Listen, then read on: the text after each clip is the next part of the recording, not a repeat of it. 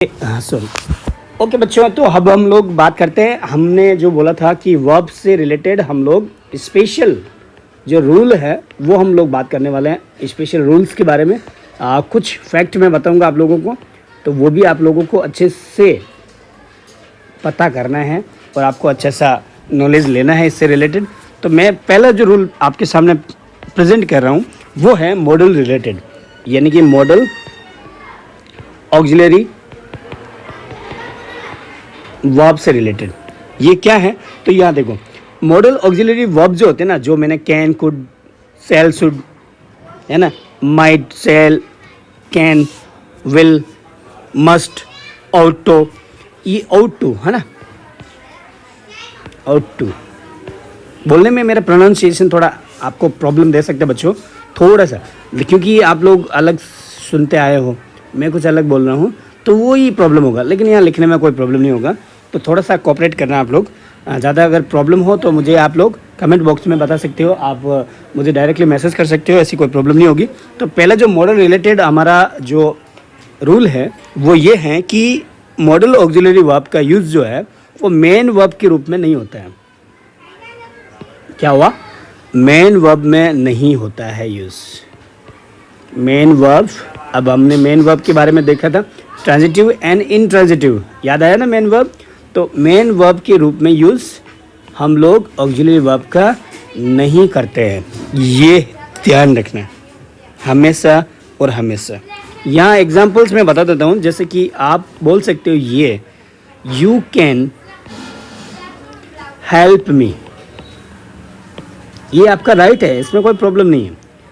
You can help me, ये हमने main verb में नहीं लगाया है, ये एक पॉसिबिलिटी बता रहा है, क्योंकि ऑक्सिलरी वर्ब जो है ना, सॉरी मॉडल ऑक्सिलरी वर्ब वो क्या बताती है?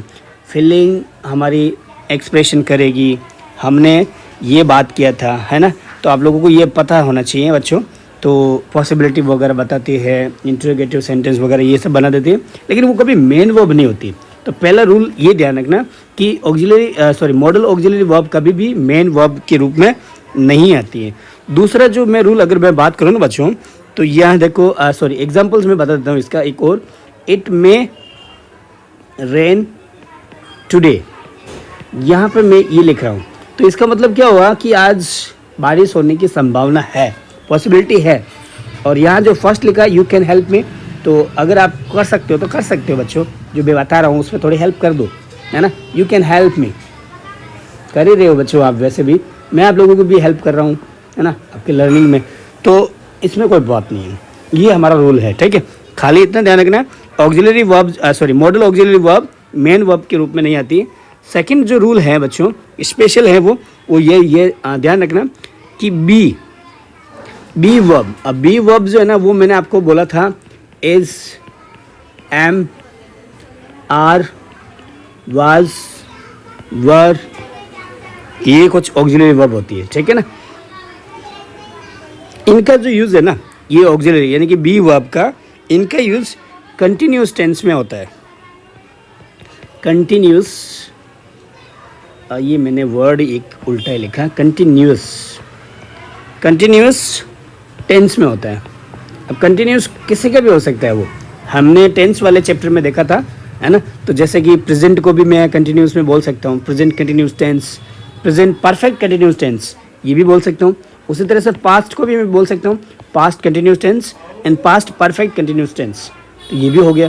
फिर फ्यूचर को भी मैं बोल सकता हूँ, future continuous tense, future perfect continuous tense. दो हमने यहाँ बोले टेंस, दो हमने यहाँ बोले और दो हमने यहाँ बोले, है ना। दो कौन से? तो वापस देखो, प्रेजेंट कंटिन्यूस टेंस एक हुआ और प्रेजेंट परफेक्ट कंटिन्यूस टेंस दो हो गए इसका, तो सेम इसी का भी दो और इसका भी दो। इस तरह से ये टोटल 6 टेंस हो गए। इनमें हमेशा बी फॉर्म यूज़ होगा, ये माइंड में ध्यान रखना हमेशा। एग्जाम्पल्स बताना ज़रूरी नहीं होगा मुझे लगता है, लेकिन मैं फिर भी आप लोगों को बता देता हूँ। एग्जाम्पल्स बहुत ज़रूरी भी हैं ताकि आप लोगों को ये कंफर्म हो जाए, लॉक कर सको आप अपने माइंड में ये चीज़ें।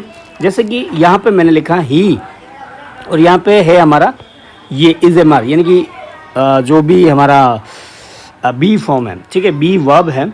तो यहाँ पे मैंने लिखा, तो यहाँ पे क्या आ जाएगा? इज टेकिंग कॉफ़ी, ये एग्जाम्पल है इसका।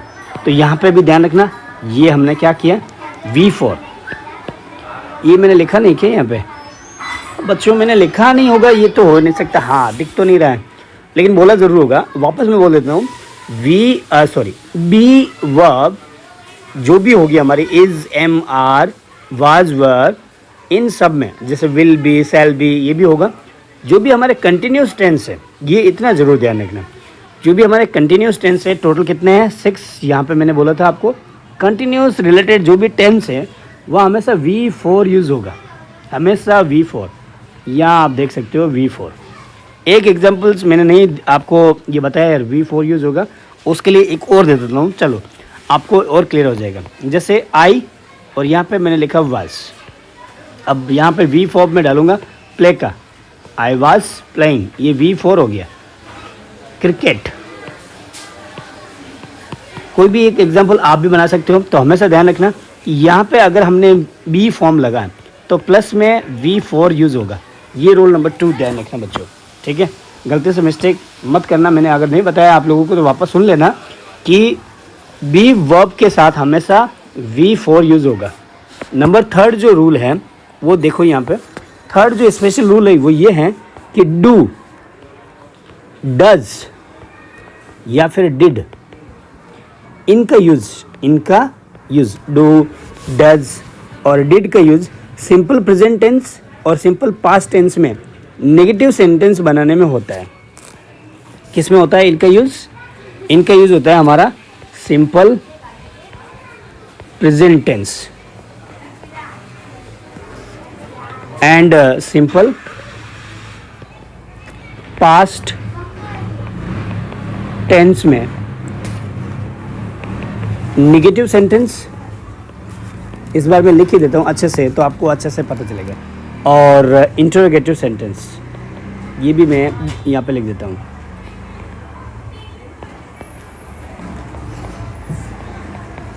इंटरोगेटिव सेंटेंस में होता है,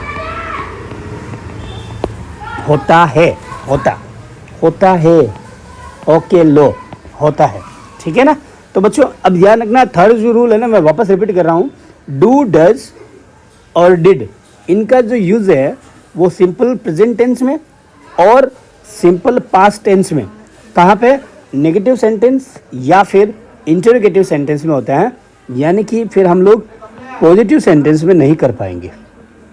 बात तो यही है ना, पॉजिटिव सेंटेंस में इनके यूज़ नहीं करेंगे बच्चों। एग्जाम्पल्स में आप देखोगे तो मैं बता देता हूँ, एक negative sentence, he does not, ये डज हुआ और यहाँ पे not, negative sentence, does not want to tell anything, ठीक है।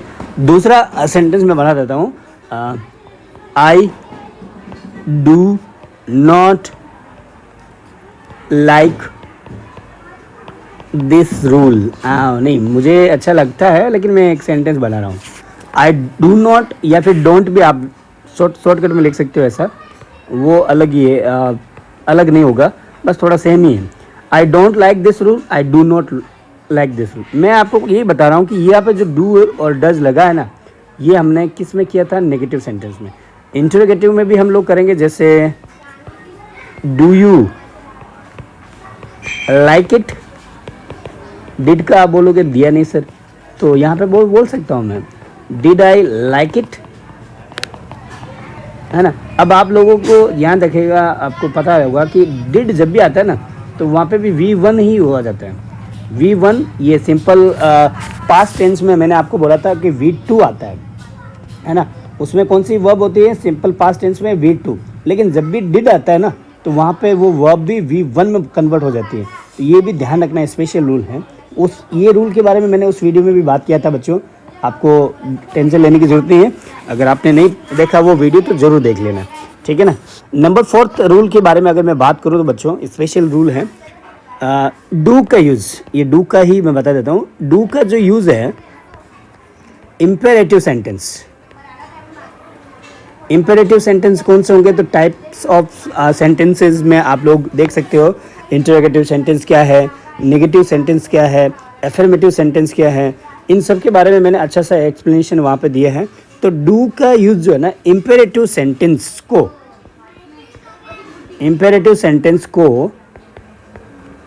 नेगेटिव सेंटेंस या फिर एम्फेटिक सेंटेंस बनाने में या फिर बनाने के लिए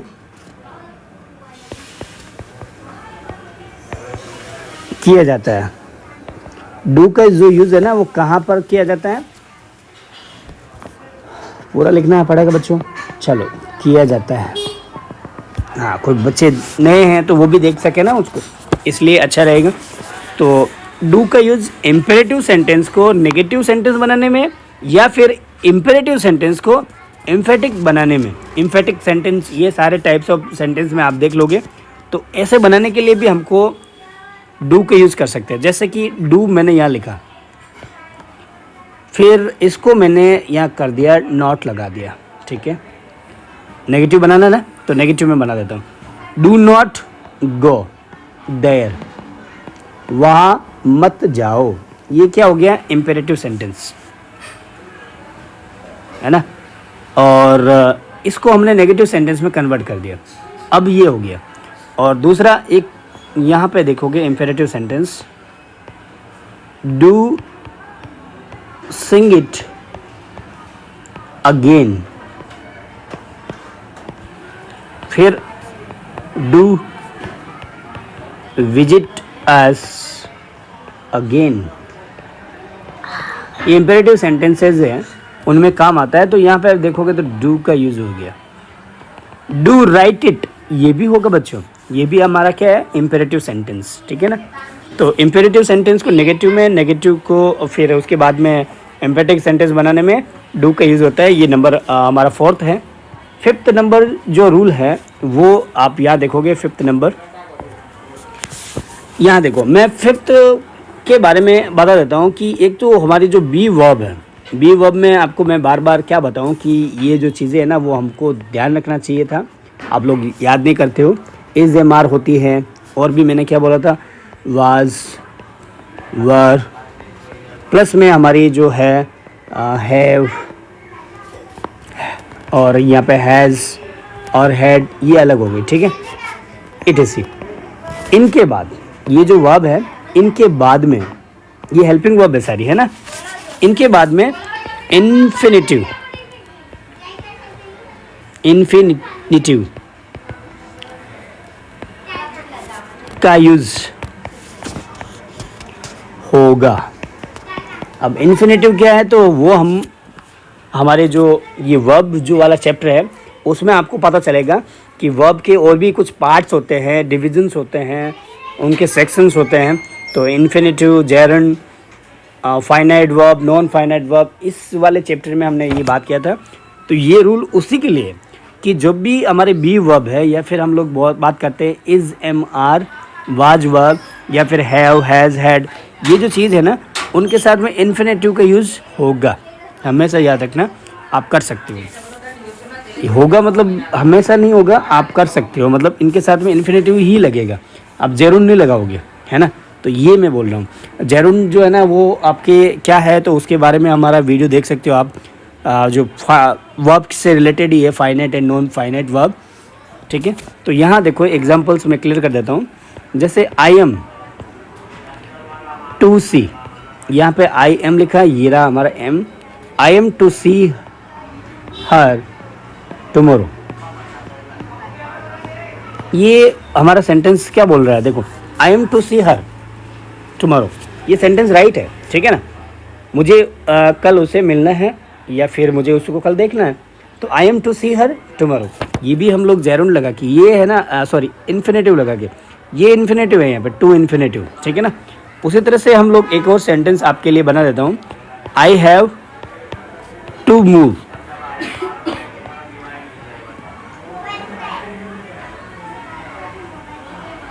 द फर्नीचर, ये लगा देता हूँ मैं साथ में। Myself. अब यहाँ देखो, I have to move the furniture myself. यहाँ पे टू इन्फिनेटिव आपको दिख रहा है ना, टू इन्फिनेटिव यहाँ लग रहा है।